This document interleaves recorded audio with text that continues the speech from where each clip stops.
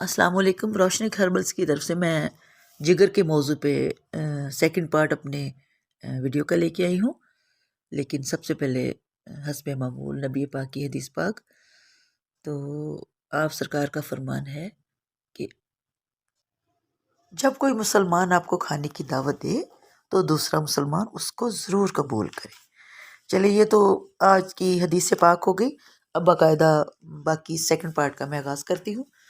تو یہاں میں نے جو موضوع چنا ہے وہ ہے اخروٹ۔ اخروٹ جگر کی صفائی میں بہت ہی اہم کردار ادا کرتا ہے۔ امائنو ایسڈز پائے جاتے ہیں اس میں، اس کے علاوہ اور بہت سی چیزیں ہوتی ہیں جو جگر کو زہریلے اثرات سے پاک کرنے میں مدد دیتی ہیں، کیونکہ جگر جو ہے وہ بیڈ کولیسٹرول کو شریانوں وریدوں سے باہر نکال دیتا ہے، جگر کی بھی صفائی کرتا ہے۔ مٹھی بھر اخروٹ روزانہ کھانا جگر کی صفائی اور اسے زہریلے مادوں سے پاک رکھنے میں بہت ہی مفید ہے۔ تو سیکنڈ نمبر پہ میں لہسن کی بات کرتی ہوں۔ لہسن میں قدرتی طور پر 2 اہم قسم کے مرکبات پائے جاتے ہیں۔ یہ دونوں عناصر جگر کو زہریلے اثرات سے پاک رکھتے ہیں۔ جگر کی صحت کے لیے تازہ لہسن باریک کر کے یا سالم استعمال کیا جا سکتا ہے، اسے کچا بھی کھایا جا سکتا ہے، اور ہرا لہسن کھائیں تو وہ مزہ بھی اس سے بہت آتا ہے، اور سالن میں بھی استعمال کر سکتے ہیں۔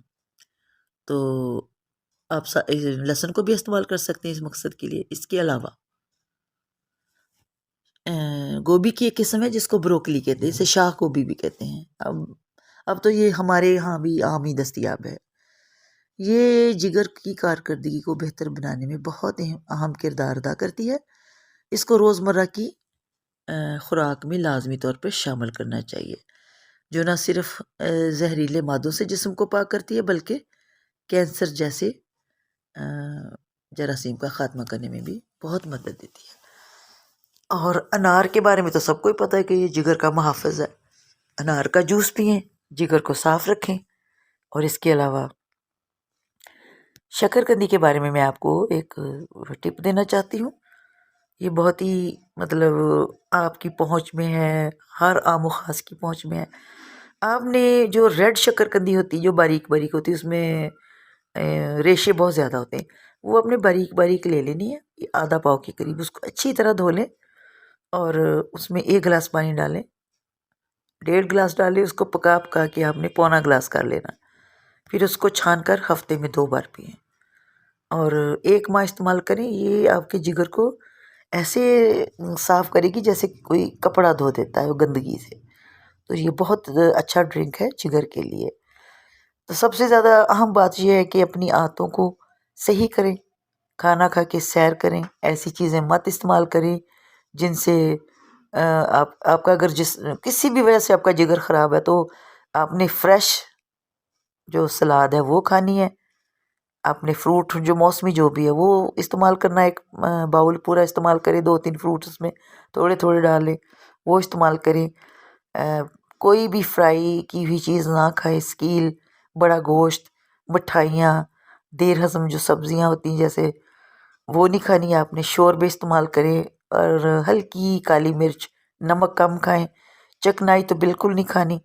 اور دودھ لینا آپ نے تو وہ بھی آپ نے اس کی بالائی جس کو کریم جو ہوتی ہے اس کو اتار کے کھانی ہے۔ اور آپ نے سب سے اہم بات یہ کہ نمک تو بہت ہی کم استعمال کرنا ہے، اور ہو سکے تو زیتون کا تیل استعمال کریں۔ یہ ہمارے جگر کی کارکردگی کو بہت بڑھاتا ہے اور کھانا ہضم کرنے میں بھی اہم کردار ادا کرتا ہے، اتنا کام نہیں کرنا پڑتا۔